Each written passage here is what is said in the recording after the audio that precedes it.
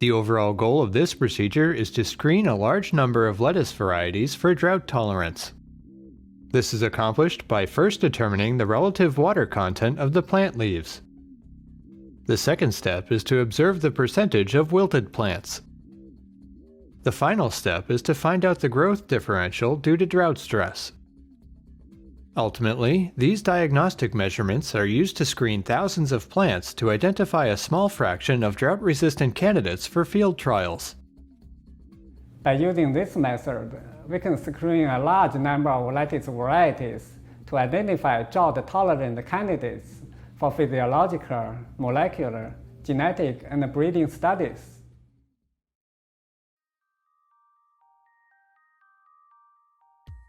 Begin with planting the lettuce seeds. Loosely fill the plug trays with the plug soil mix. Don't use any compression yet. Once the tray is filled, then compress the soil using an empty plug tray. Next, plant 2 or 3 seeds into each cell about 1/4 inch deep. Plant all of the experimental lines in replicated trays to provide both an experimental and control condition for each trial. Next, place plug trays into a base tray that has no holes. Water the trays and cover them with an inverted tray or plastic dome. Germination will occur in 48 to 72 hours.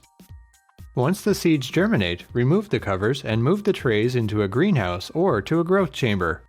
To maintain the seedlings, water the trays as needed during the first 4 weeks after germination by filling the lower tray and allowing the soil to saturate over about an hour and then draining the excess water. Usually this is needed 2 or 3 times per week.